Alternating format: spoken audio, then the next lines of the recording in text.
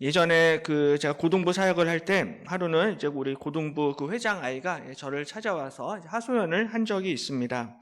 하나님이 저를 이제 나를 고등부 회장으로 이렇게 세워주셔서 열심히 고등부를 섬기려고 하는데 쉽지가 않다라는 그런 이야기였습니다.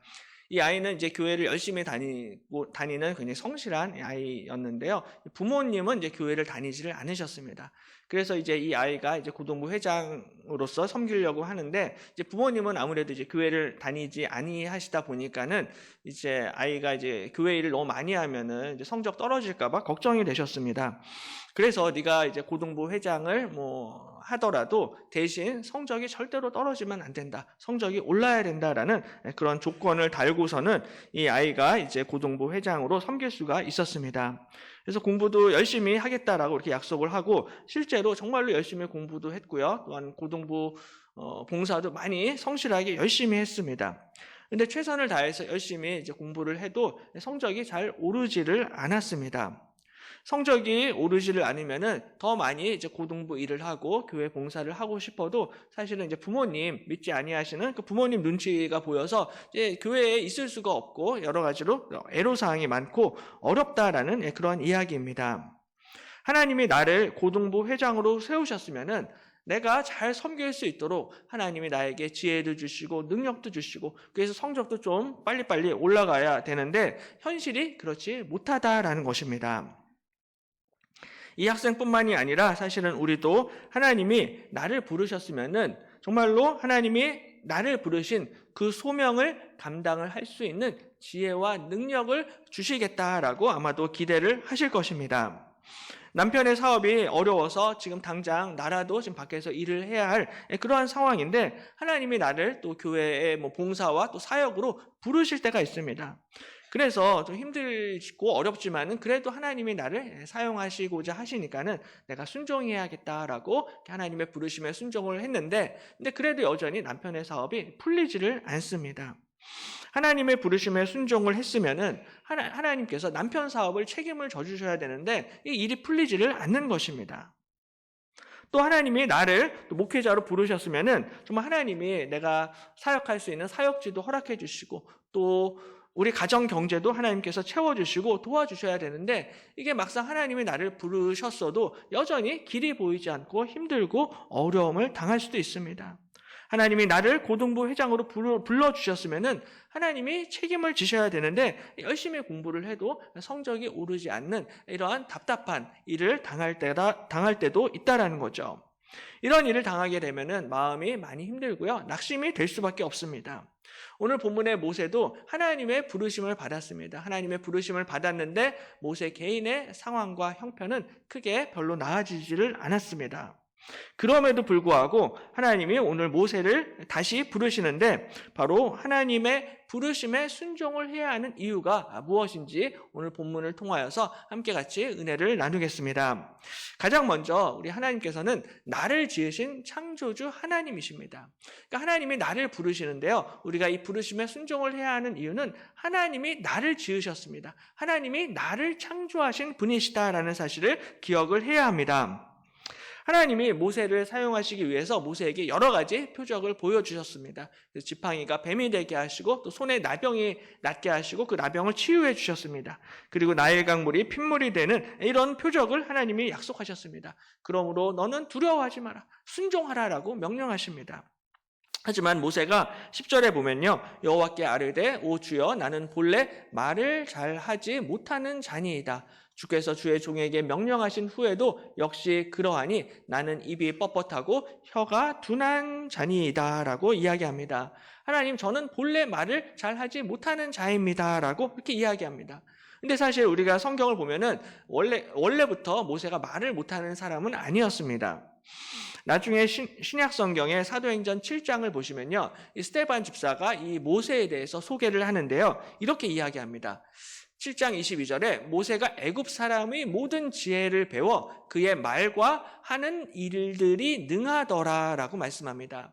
분명히 이 모세가 애굽 사람의 지혜를 배웠습니다. 어려서부터 애굽 왕궁에서 최고의 교육을 받았기 때문에 거기서 많은 지혜와 지식을 배워서 그의 말과 하는 일들이 능하더라라고 말씀을 합니다. 그러니까는 어렸을 때부터 많은 것을 배웠기 때문에 말도 잘했고요. 언변도 좋았고 말재주가 많이 있었습니다. 근데 광야에서 40년간 양을 치면서 목동 생활을 하면서 이 모세가 가지고 있었던 언변과 말재주 이런 것들을 전부 다 잃어버리게 되었습니다. 그래서 오늘 하나님이 모세를 부르시고 모세에게 표적을 보여주셔도 모세는 주께서 주의 종에게 명령하신 후에도 역시 그러하니 나는 입이 뻣뻣하고 혀가 둔한 자입니다 라고 그렇게 이야기를 합니다. 하나님이 나를 부르시고 나를 사용하시고자 하시는 이때도 저는 여전히 입이 뻣뻣합니다. 여전히 저는 혀가 둔한 자입니다. 저는 여전히 말을 할 줄 모르는 사람입니다 라고 이야기합니다.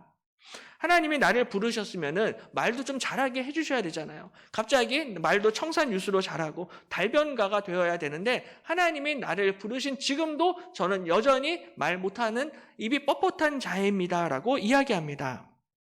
하나님이 나를 설교자로 부르셨으면 설교 원고를 쓸 때도 정말 막힘없이 설교 원고가 술술 나와야 되고 강단에서 앞에 서서도 말을 잘 해야 됩니다. 근데 설교를 할 때마다 수백 번 설교를 해도요, 설교가 쉽지를 않습니다. 주일 전에 토요일 날 밤 늦게까지 열심히 계속해서 설교문을 고치고 또 수정을 해도 설교가 쉽지를 않습니다. 하나님이 나를 부르셨으면 좀 설교를 좀 쉽게 잘 할 수 있게 해주셔야 하는 것이 아닌가.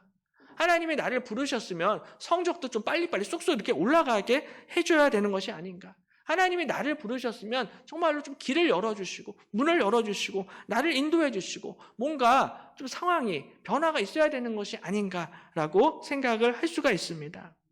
근데 하나님이 나를 부르신 그 이후에도 여전히 나는 연약하고 나는 부족하고 여전히 나는 가난하게 되는 이러한 일들을 우리가 당할 때가 있다라는 것이죠. 우리가 2주 전에 신년 부흥 사경회를 통하여서 많은 은혜를 받았습니다. 그때는 은혜를 많이 받았는데 문제는 여전히 내 인생 가운데 변화가 없을 수가 있습니다. 사경회 때는 분명히 하나님이 내가 너에게 기회를 다시 주겠다라고 약속을 하셨는데 기회가 또 전혀 보이지를 않습니다. 사경회 때는 분명히 너 인생은 끝이 아니다라고 말씀을 하셨는데 사경회가 끝난 다음에 보니까 여전히 인생에 빛이 보이질 않습니다. 인생이 정말 끝장난 것만 같습니다. 상황이 별반 달라진 것이 없다라는 것이죠. 오늘 모세도 역시 마찬가지였습니다. 하나님이 모세를 부르시고 또 모세에게 표적을 보여주셨지만 여전히 하나님 저는 말을 잘 못하는 사람입니다. 하나님 저를 좀 사용하시려면은 저에게 말을 잘할 수 있는 능력도 주시고 웅변술도 주시고 또 사람들을 좀 혹하게 만들 수 있는 그런 카리스마도 저에게 주셔야지 제가 하나님의 말씀에 부르심에 순종을 할 수가 있는데 저는 여전히 입이 뻣뻣합니다. 저는 여전히 혀가 둔한 사람입니다라고 이야기합니다. 우리 인생 가운데도 정말로 이 변화가 없어 보이는 이러한 때가 있을 수가 있을 것입니다. 하지만 그때마다 우리가 반드시 기억을 해야 할 것은 하나님이 어느 한 사람을 부르시고 그 사람에게 표적을 보여주신다 할지라도 그 사람의 능력이나 성격이나 기질이 하루아침에 180도 바뀌는 일은 별로 없다라는 것입니다. 하나님이 나에게 비전을 주시고 꿈을 주실 수 있으십니다. 하지만 하나님이 나에게 비전을 주셨다라고 해서 갑자기 내가 하루아침에 영적인 슈퍼맨이 되는 것은 아니다라는 거죠. 하나님이 우리 교회에 비전을 주실 수 있겠지만은 갑자기 그렇다라고 해서 교회가 180도 갑자기 뒤집어지는 그런 일들은 나타나지 않는다라는 것입니다. 예수님이 베드로를 부르실 때 내가 너로 사람 낚는 어부가 되게 하리라 약속의 말씀을 하시면서 베드로를 부르셨습니다. 뿐만 아니라 이 그물이 찢어질 정도로 어마어마한 고기를 잡는 놀라운 표적도 베드로에게 보여주셨습니다. 그래서 베드로가 이 놀라운 표적을 보고 예수님의 부르심에 순종합니다. 하지만 베드로가 그렇게 순종을 했다라고 해서 하루아침에 베드로의 성품이나 성격이나 기질이 달라진 것은 아니었습니다. 예수님의 제자가 된 이후로도 베드로는 여전히 성질이 급했습니다. 나서기를 좋아했고요. 다혈질의 사람이었습니다. 그래서 나중에 결국에는 아시는 것처럼 예수님을 배신하지 않겠다라고 호언장담했지만 닭이 울기 전에 3번 예수님을 부인했습니다. 마치 오늘 모세가 하루아침에 말을 잘하는 사람으로 변신하지 못했던 것처럼 베드로도 예수님의 부르심에 순종을 하기는 했지만 본인의 성품과 기질이 그렇게 하루아침에 바뀌지는 않았다라는 것입니다. 그러므로 하나님이 나를 부르셨다라고 해서요, 하나님 하루아침에 내 성격이 180도 달라지거나, 하나님이 나를 부르셨다라고 해서 갑자기 내가 암기력과 집중력과 학습 능력이 엄청 막 향상이 돼가지고 성적이 쑥쑥 오르게 되는 그런 것은 아니다라는 것입니다. 내가 집회 때 은혜를 받았다라고 해서 갑자기 내가 하루아침에 능력의 종이 되고 이런 일은 별로 나타나지 않는다라는 것입니다. 물론 그럴 수도 있습니다. 하나님이 예외적으로 특별하게 어떤 사람에게는 그렇게 사용을 하실 수도 있습니다. 하지만 일반적으로 모든 사람들이 그렇게 되는 것은 아니다라는 사실이죠. 왜냐하면 오늘 모세도 그랬고요, 베드로도 그랬고, 또한 엘리야도 역시 마찬가지입니다. 이 모든 정말 믿음의 선진들, 훌륭한 믿음의 조상들이고 위대한 하나님의 일꾼들이었지만 한순간에 부르심을 받았다라고 해서 본인들의 성격이나 기질이나 능력이 크게 하루아침에 바뀐 것은 아니었습니다. 그러므로 사람이 바뀌고 사람이 변화되는 것은 절대로 이게 쉬운 문제가 아니다. 이것이 절대로 간단한 일이 아니다라는 사실이죠. 우리가 부모님들이 우리 아이를 기를 때도 사실 자녀들이 이제 여러 명 있는 경우에 첫째 아이랑 둘째 아이, 셋째 아이를 전부 다 똑같은 스타일로, 똑같은 방식으로 키우시는 부모님들은 거의 안 계실 것입니다. 왜냐하면 우리 자녀들이 똑같이 엄마 뱃속에서 나왔지만 우리 아이들마다 전부 다 제각각 성격과 기질과 스타일이 전부 다 다릅니다. 그래서 첫째 아이는 입을 옷이 그렇게 많아도 첫째 아이는 계속해서 엄마한테 옷을 또 사달라고 이렇게 조르고 매달립니다. 둘째 아이는 옷이 좀 낡아서 옷 한 벌 사주려고 하면은 엄마 괜찮습니다. 이 옷에 구멍이 뚫릴 때까지 저는 입겠습니다라고 이게 거절하는 그런 아이도 있어요. 또 셋째 아이는 엄마 옷 대신 저는 아이폰 사주세요. 이런 아이들도 있습니다. 좋고 나쁘고를 떠나서 우리 아이들이 똑같이 엄마 뱃속에서 나왔지만 전부 다 틀려요. 그래서 부모님들은 당연히 이 아이들, 첫째 아이, 둘째 아이, 셋째 아이, 넷째 아이, 이 모든 아이들을 전부 다 그 아이의 기질에 맞게, 성격에 맞게, 스타일에 맞게 가르치고 양육하는 것이 마땅할 것입니다. 교회도 역시 마찬가지죠.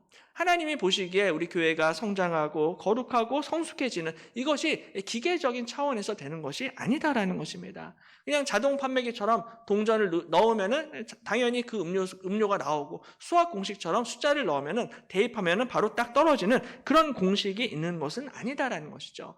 교회도 전부 다 교회마다 제각각의 특색이 있고요, 역사가 있고 문화가 있고 스타일이 다 있습니다. 그래서 하나님께서는 그 교회에 가장 알맞는 방식으로 하나님이 교회도 인도해 주신다라는 것이죠. 그러므로 우리 교회도 우리 교회에 가장 알맞는 방식으로 우리의 발걸음을 인도해 주시고 성장시켜 주실 줄로 믿습니다. 우리 교회 가장 좋은 방식으로 하나님의 선하신 뜻대로 인도해 주실 것입니다. 하나님이 어느 한 사람을 부르시고 인도하실 때 모든 사람을 똑같이 획일적으로 다루시는 하나님이 아니시다라는 거죠. 하나님이 교회를 성장시키실 때 모든 교회를 전부 다 똑같은 방식으로 성장시키시고 인도하시는 것은 또 아니다라는 것입니다. 우리 하나님께서는 한 사람 한 사람을 개별적으로 인격적으로 만나주시고 인도해 주신다라는 사실을 꼭 믿으시기를 바랍니다. 왜냐하면 하나님께서는 나를 지으신 하나님이시기 때문입니다. 나를 지으셨기 때문에 나에 대해서 가장 잘 아시는 분이 우리 하나님이십니다. 하나님이 우리 가정을 세우셨고요, 우리 교회를 세우셨습니다. 그러므로 우리 가정과 우리 자녀들과 우리 교회에 대해서도 가장 잘 아시는 분이 하나님이십니다. 내가 교회 생활을 수십 년 했다라고 해서 내가 하나님보다 우리 교회를 더 잘한다라고 이야기할 수 있는 분은 아무도 안 계실 것입니다. 내가 아는 것보다 하나님이 더 잘 아십니다. 내가 내 아이를 아는 것보다 하나님이 내 아이에 대해서 훨씬 더 잘하신다라는 거죠. 그러므로 하나님 앞에 겸손해야 합니다. 이 나를 부르신 이 하나님의 뜻이 무엇인가? 늘 하나님 앞에 겸손히 무릎 꿇고 기도하게 될 때 하나님께서 가장 선한 뜻대로 가장 좋은 길로 인도해 주실 줄로 믿습니다. 바로 나를 향하신, 우리 가정과 교회를 향하신 하나님의 선하신 계획과 뜻이 있습니다. 지금 당장 내가 오늘 모세처럼 말을 잘하느냐 못하느냐, 지금 당장 성적이 오르느냐 떨어지느냐, 지금 당장 돈이 많으냐 적으냐, 이런 것들은 크게 중요하지 않습니다. 왜냐하면 나를 아시는 하나님이 내 연약한 부분이 뭔지, 내 약점이 뭔지, 내 단점이 뭔지 이런 것들을 하나하나 다 아시면서 그럼에도 불구하고 나를 사용해 주시기 때문입니다. 우리 하나님이 나를 지으셨습니다. 그래서 오늘 본문의 11절에 보면은 여호와께서 그에게 이르시되 누가 사람의 입을 지었느냐? 누가 말 못하는 자나 못 듣는 자나 눈 밝은 자나 맹인이 되게 하였느냐? 나 여호와가 아니냐라고 말씀하십니다. 우리 입을 지으신 분이 우리 하나님이십니다. 우리의 귀를 만드신 분도 하나님이시고 우리의 모든 것을 창조하신 분이 우리 하나님 아버지이신 줄로 믿습니다. 그러므로 나에 대해서 가장 잘 아시는 분이 바로 여호와 창조주 하나님이십니다. 심지어는 하나님께서는 내가 모태에 나오기 전부터 이미 나를 택하셨고 나를 만드셨다라고 말씀합니다. 그 말씀이 시편 139편에 있는데요. 우리 화면에 있는데 우리 한 목소리로 같이 함께 읽겠습니다. 주께서 내 내장을 지으시며 나의 모태에서 나를 만드셨나이다. 내 형질이 이루어지기 전에 주의 눈이 보셨으며 나를 위하여 정한 날이 하루도 되기 전에 주의 책에 다 기록이 되었나이다. 하나님이여 주의 생각이 내게 어찌 그리 보배로우신지요. 그 수가 어찌 그리 많은지요. 아멘. 우리 하나님께서는 모태에서 내 형질이 이루어지기 전에 나를 보셨다라고 분명히 말씀하고 있습니다. 내가 엄마 뱃속에서 만들어지기 전부터 우리 하나님이 나를 정하셨고요. 나를 택하셨고 나를 아셨습니다. 그래서 나를 위하여 정한 날이 단 하루도 되기 전에 주의 책에 하나님의 책에 전부 다 기록이 되었습니다. 그러니까 우리의 인생이 시작되기도 전에 이미 하나님의 책에 우리의 인생이 전부 다 기록되어 있다라는 거죠. 이 정도로 나를 향한 하나님의 생각은 헤아릴 수 없고 측량할 수 없습니다. 주의 생각이 내게 어찌 그리 보배로우신지요. 그 수가 어찌 그리 많은지요라고 오늘 시인은 하나님을 찬양하고 있습니다. 우리 하나님이 나를 생각하시는 그 생각의 수를 헤아릴 수가 없을 정도로 그만큼 나를 사랑하시고 저와 여러분의 인생을 책임져 주실 줄로 믿습니다. 우리에게 공부를 할 수 있는 지혜를 주신 분도 하나님이십니다. 돈을 벌 수 있는 능력을 주신 분도 하나님이십니다. 전도할 수 있는 힘을 주신 분도 우리 하나님이십니다. 하나님이 우리에게 모든 것을 허락해 주셨습니다. 그래서 지난주에 이제 우리 교회도 구역 예배가 시작이 되었고요. 또한 그린대학과 전도부도 시작이 되었는데 이 모든 사역을 감당할 수 있는 힘과 능력을 주신 분이 우리 하나님이신 줄로 믿습니다. 또 이번 주 금요일부터는 이제 금요 기도회가 시작이 되는데 정말로 우리가 금요 기도회에 나올 수 있는 힘과 지혜와 능력도 하나님이 주실 줄로 믿습니다. 우리의 입과 우리의 혀와 우리의 모든 것을 지으신 그 하나님께서 우리와 함께 하시고 우리의 발걸음을 인도해 주실 것입니다. 그러므로 시편 121편에서는 내가 산을 향하여 눈을 들리라. 나의 도움이 어디서 올까? 나의 도움은 천지를 지으신 여호와에게서로다 라고 고백하고 있습니다. 나를 도와주실 분은 천지를 지으신 여호와 하나님이십니다. 천지를 지으신 창조주 하나님께서 나를 도와주시고 우리 가정과 교회를 인도해 주실 것입니다. 창조주 하나님이 저와 여러분과 함께 하신다라는 사실을 꼭 믿으시기를 바랍니다. 또 한 가지 우리가 부르심에 순종을 해야 하는 이유는 우리 하나님께서는 나를 도와주시는데요. 특별히 구체적으로 도와주십니다. 창조주 하나님이라고 하니까 이거 너무 스케일이 이거 크신 거 아니야? 세상 만물, 우주 만물을 다 만드셨는데 뭐 굳이 나의 세세한 사정까지 아시겠는가라고 생각을 할 수 있겠지만 하나님이 사람을 부르시고 사람을 인도하실 때는 그 사람에게 맞춤형으로 인도해 주십니다. 구체적으로 그 사람의 연약한 부분과 그 사람의 필요들을 주님께서 다 아시고 그 부분들을 채워주십니다. 그래서 12절에 이제 가라 내가 내 입과 함께 있어서 할 말을 가르치리라 라고 하나님이 모세에게 말씀하십니다. 하나님이 내가 너의 입과 함께 있을 것이다 약속하십니다. 이 말씀이 굉장히 좀 낯익은 말씀인데요. 모세 입장에서도 익숙한 말씀이었습니다. 왜냐하면 오늘 본문 앞에 출애굽기 3장 12절에 보시면은 하나님이 또 이렇게 말씀하셨습니다. 하나님이 이르시되 내가 반드시 너와 함께 있으리라 라고 약속하셨습니다. 모세가 이 바로 왕이 무서워가지고 하나님 제가 누구이기에 제가 감히 바로에게 가겠습니까? 라고 이야기하니까 그때 하나님이 내가 반드시 너와 함께 있으리라 라고 약속하십니다. 하나님께서는 모세와 함께 하시고 내가 너를 지키고 내가 너를 인도할 것이다 라고 약속하십니다. 근데 이 약속은 비단 모세에게만 주신 약속이 아니라 바로 성경 전체를 통하여서 일관되게 우리 하나님께서는 모든 하나님의 자녀들, 하나님의 백성들, 하나님의 일꾼들에게 이 약속의 말씀을 주십니다.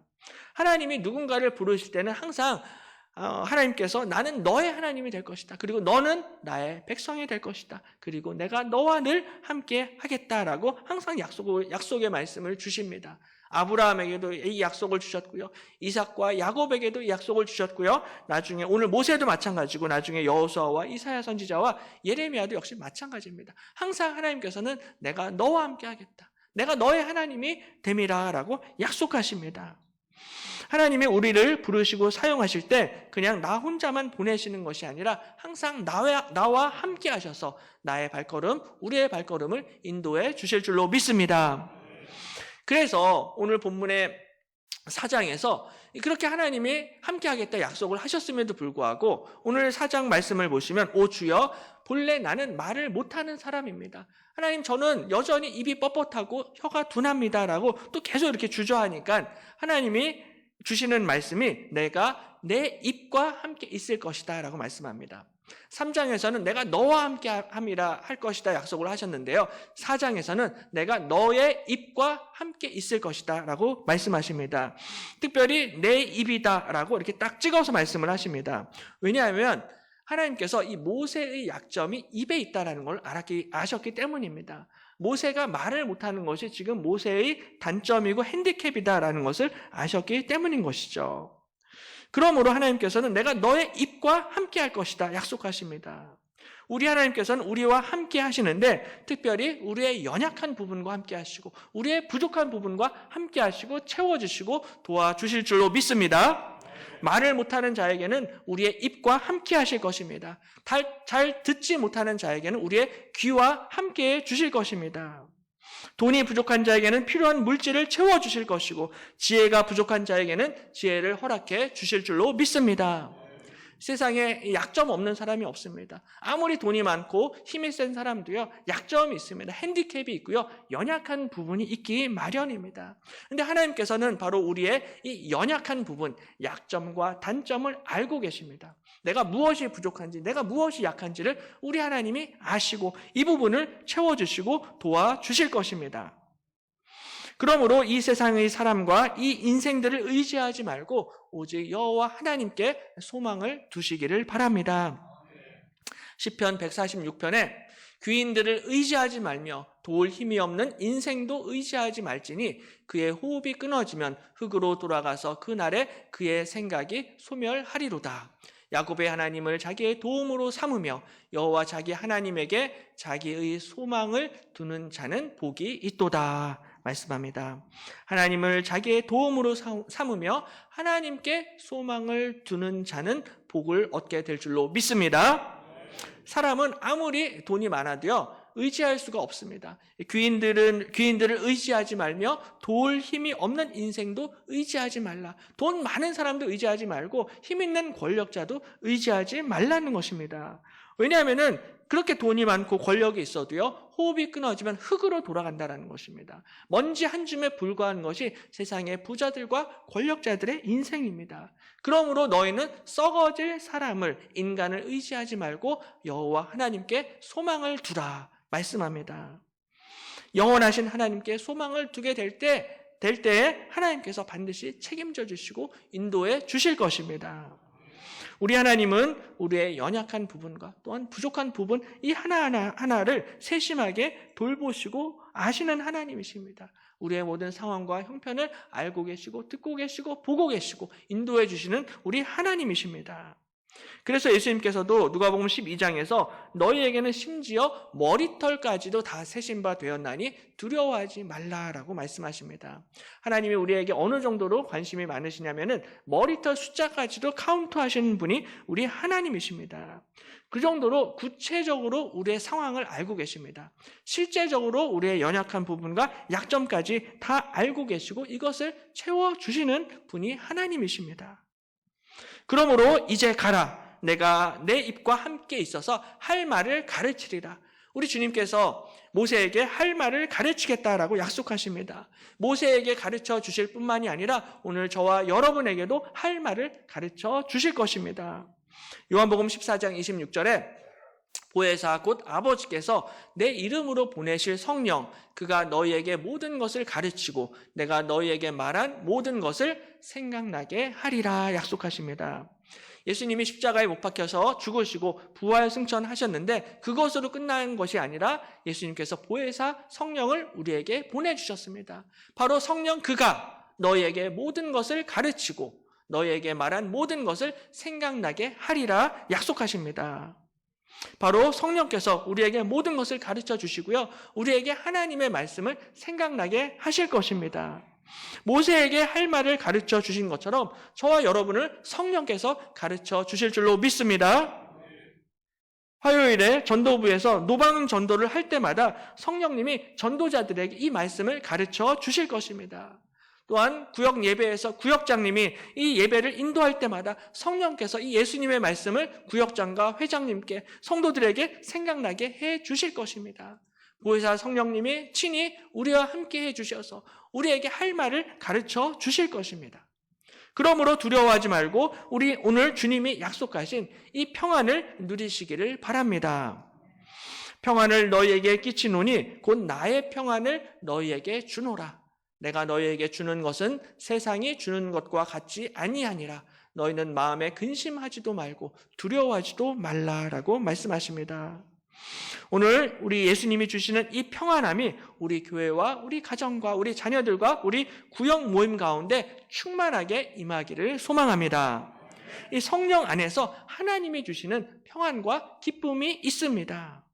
그리고 이 예수님이 주시는 이 평안은 세상이 주는 것과 같지 아니한 평안입니다.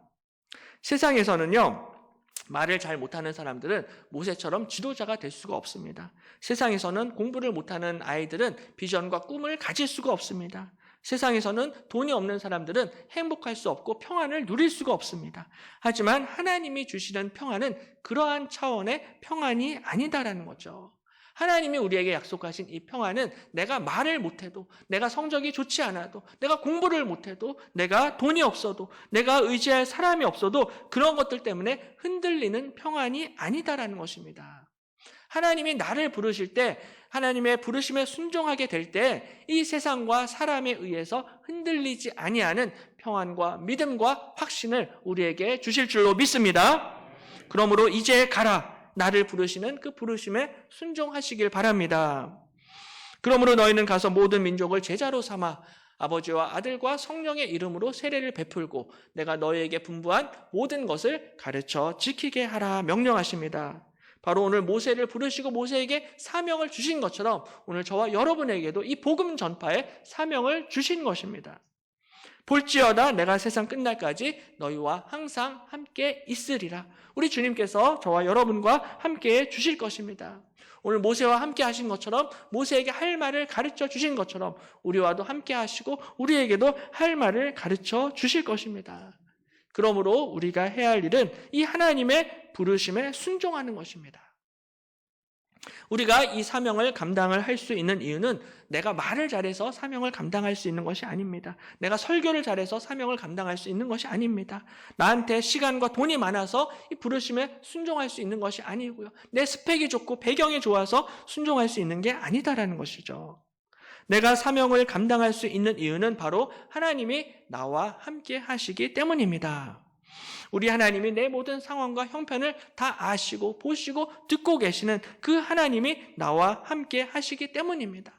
특별히 하나님께서 나의 가장 연약한 부분을 아시고 내 연약한 부분을 채우시고 함께 하시는 우리 하나님이신 줄로 믿습니다. 하나님께서 우리 가정의 연약한 부분을 아십니다. 우리 자녀들의 약한 부분을 아시고 채워주시고 도와주실 것입니다. 우리 안에 착한 일을 시작하신 이가 예수 그리스도의 날까지 반드시 이루시고 성취하실 줄로 믿습니다. 그러므로 이번 한 주도 바로 이 믿음을 가지고 이 믿음으로 하나님의 부르심에 응답하심으로 순종하심으로 하나님 앞에 귀하게 쓰임 받으시기를 주님의 이름으로 간절히 축원합니다.